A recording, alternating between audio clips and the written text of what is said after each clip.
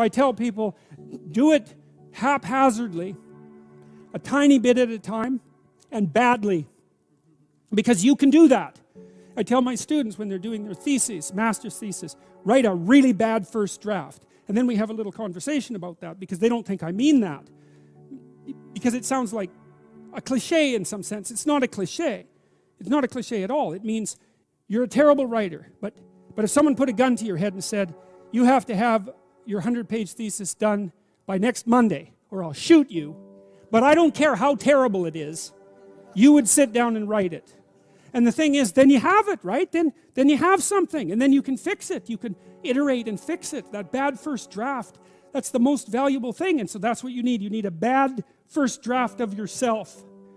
And there's an idea that Jung developed about the trickster and the jester, the comedian, right? That the trickster is the precursor to the savior. That's one of the things I learned from Jung that was just, it's so unlikely. You'd never think that. It's so amazing that might be the case. But the satirical and the ironic and the troublemaker, the comedian, the fool is the precursor to the savior. Why? Because you're a fool when you start something new. And so if you're not willing to be a fool, then you'll never start anything new. And if you never start anything new, then you won't develop. And so the willingness to be a fool is the precursor to transformation. And that's the same as humility. And so if you're going to write your destiny, you can do a bad first job. You're going to get smarter as you move forward. That's the thing, is that, so something beckons to you. That's what happens here. Maybe the star that Geppetto wished on was the wrong damn star. But at least it was a star, right? At least it was in the sky. At least it moved him forward. And so you say in your life, well, something grips you and fills you with interest. And you think, well, should I do that? And the answer is, if not that, then something. What if it's a mistake? It's a mistake. Rest assured. What do you know? You're going to stumble around, right? And what's going to happen is this. You're going to not stay in stasis. You're not going to wander around in circles. And I see people like that. They said, well, I never knew what to do, and now I'm 40. It's like, that's not so good. That's not so good. And you might say, well, and there is a literature, too, that suggests that people are a lot more unhappy when they look back on their lives about the things they didn't do than they are about the mistakes they made while they were doing things. And so that's really worth thinking about, too, because there's redemptive mistakes. And a redemptive mistake would be a mistake that you make when you go out and try to do something. You know, you think, okay, I'm going to try to do this.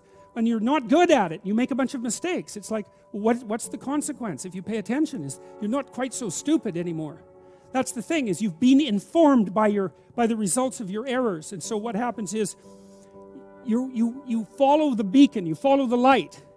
And you're blind, so you don't know where the light is. It's dimly apprehended only, and you're afraid to follow it. But you decide to take some stumbling steps towards it. And as you take stumbling steps towards it, you become illuminated and enlightened and informed because of the nature of your experience, because you're pushing yourself beyond where you are, and you're going into the country that you have not yet been in, and you learn something. And so what happens then is the star moves. You move 10 feet towards it and you think, no, that's not right. I didn't get it right. It isn't there. It's actually there.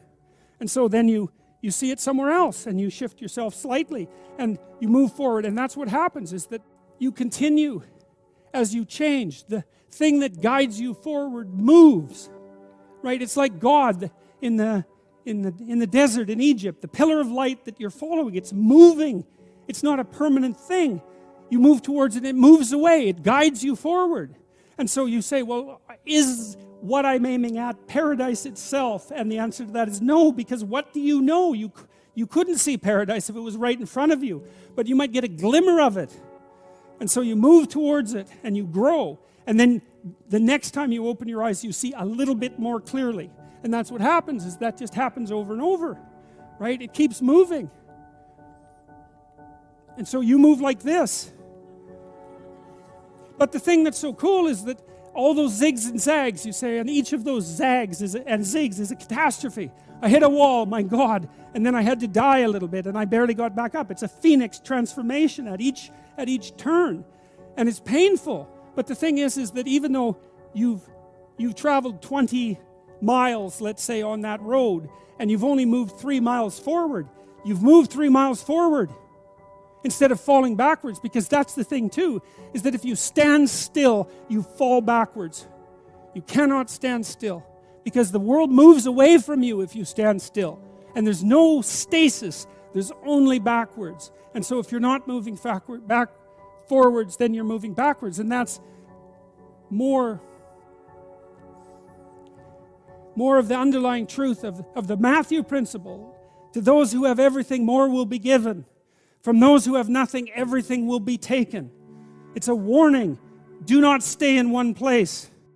As you stumble forward, you illuminate and inform yourself. And perhaps that's partly because the world is made of information. And if you encounter it and tangle with it, then it informs you. And then you become informed. And then you're in formation. And then you're ready.